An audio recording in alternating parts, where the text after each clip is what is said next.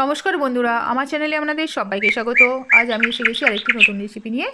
একটি নতুন রেসিপি আপনাদের সাথে আমি শেয়ার করব। তো রেসিপিটি হচ্ছে কাতলা মাছের একটি রেসিপি। এই আলু বেগুন দিয়ে কাতলা মাছের আমি পোস্ত বানিয়ে আমি দেখাবো।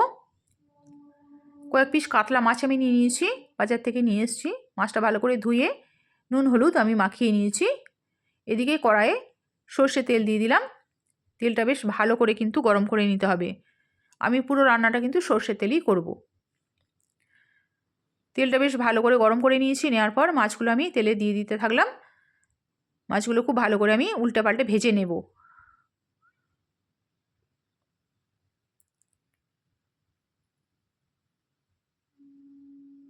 অল্প মাছ আছে আমার, বেশি মাছ নেই। তো এটাই আমি রান্নাটা করে দেখাচ্ছি। কত সুন্দর একটা টেস্টি রান্না এবং খুব সিম্পল রান্না। এদিকে আমি সবজিটা কেটে নিয়েছি, আলুটা আর বেগুনটা ভালো করে কেটে ধুয়ে নিয়েছি, আর মশলাটাও আমি বেটে নিচ্ছি। মাছগুলো এদিকে আবার ভাজা হয়ে গেছে। আমি একটা একটা করে মাছ এবার তুলে নিচ্ছি।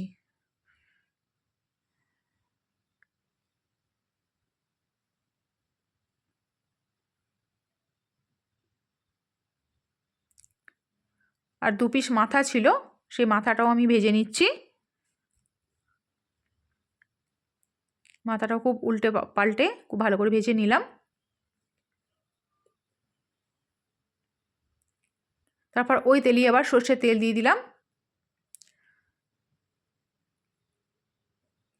দিয়ে দিলাম 5 ফোড়ন আর শুকনো লঙ্কা। ফোড়নটা খুব ভালো করে গরম করে নিচ্ছি।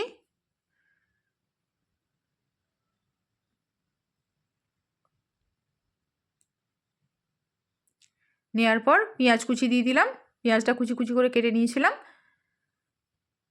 পেঁয়াজটা কিন্তু ভালো করে ভেজে নিতে হবে। একটু নুন দিয়ে দিলাম, পরিমাণ মতো নুনটা দিলাম।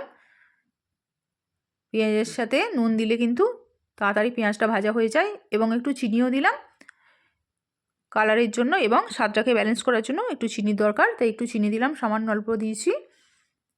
ভালো করে পেঁয়াজটা আমি ভেজে নিয়েছি। নেওয়ার পর রসুন বাটা প্রথমে আমি দিয়ে দিলাম। রসুন বাটাটা পেঁয়াজের সাথে ভাজলে খুব সুন্দর একটা স্মেল বেরোয় এবং খেতেও কিন্তু খুব টেস্টি হয়। রসুন বাটাটা আমি দিয়ে পেঁয়াজের সাথে ভাজছি। এরপর টমেটো বাটা দিয়ে দিলাম।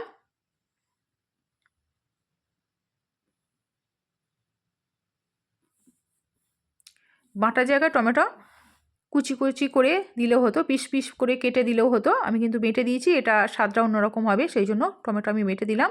তারপর একটু আদা বাটা দিলাম 1 চামচ। তারপর ধনে গুঁড়ো, জিরে গুঁড়ো, কাশ্মীরি লঙ্কার গুঁড়ো আর হলুদ গুঁড়ো একসাথে দিয়ে দিলাম। সমস্ত মশলাগুলো কিন্তু আমি খুব ভালো করে কষে নেব। যতক্ষণ না এর কাঁচা গন্ধটা দূর হচ্ছে ততক্ষণ আমি কষতে থাকবো। খুব ভালো করে মশলাটা কষে নেওয়ার পর ধুয়ে রাখা আলু এবং বেগুনটা দিয়ে দিলাম। এবার আলু আর বেগুনটা দিয়ে আবারও আমি কষতে থাকলাম। খুব ভালো করে কিন্তু কষতে হবে, এই কষার কাছে কিন্তু রান্না। এবার কষতে কষতেই কিন্তু এই আলু বেগুনটা কিন্তু সিদ্ধ হয়ে যাবে, সেইভাবে কষতে হবে। আমি অল্প আঁচে মানে মিডিয়াম টু লো ফ্লেমে কষতে থাকলাম।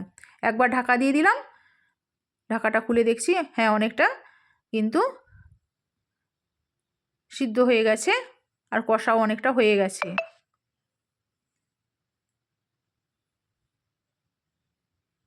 তারপর 4টে কাঁচা লঙ্কা দিয়ে দিলাম, কাঁচা লঙ্কাটা চিড়ে দিয়ে দিয়েছিলাম। তারপর পরিমাণ মতো জল দিয়ে দিলাম। যতটা পরিমাণে আমার গ্রেভিটা লাগবে, মানে যতটা পরিমাণে আমি ঝোলটা রাখবো ঠিক ততটাই আমি জলটা দেব। তারপর একবার ঢাকা দিয়ে দিলাম। ঢাকা দিয়ে দিলে এটা রান্নাটা তাড়াতাড়ি হয়ে যাবে, তাই ঢাকা দিয়ে দিয়েছি। ঢাকা খুলে দেখছি টকবক করে ঝোলটা ফুটছে। আলুগুলো অনেক সেদ্ধ হয়ে গেছে, কষতে কষতেই অনেকটা সিদ্ধ হয়ে গিয়েছিলো। তারপর একবার ঢাকা দিয়েছিলাম, ঢাকা দিয়ে এই 4 মিনিট মতো রেখে দিয়েছিলাম। ঢাকাটা খুলে দেখছি পুরোপুরি সিদ্ধ হয়ে গেছে একদম। তারপর ভেজে রাখা কাতলা মাছের পিসগুলো আমি দিয়ে দিলাম। মাছের পিসগুলো ঝোলের মধ্যে একটু একটু করে ডুবিয়ে দিলাম। এরপর আমি কিন্তু পোস্ত বাটা দিচ্ছি। সর্বশেষে আমি 2 চামচ পোস্ত বাটা আমি দিয়ে দিলাম। বন্ধুরা আমার চ্যানেলটিকে সাবস্ক্রাইব করবেন এবং আমার পাশে থাকবেন। প্লিজ বন্ধুরা আমাকে সাপোর্ট করবেন। পোস্ত বাটাটা দিয়ে কিন্তু ভালো করে নেড়ে চেড়ে নামিয়ে নেবো, বেশিক্ষণ কিন্তু আমি ফোটাবো না।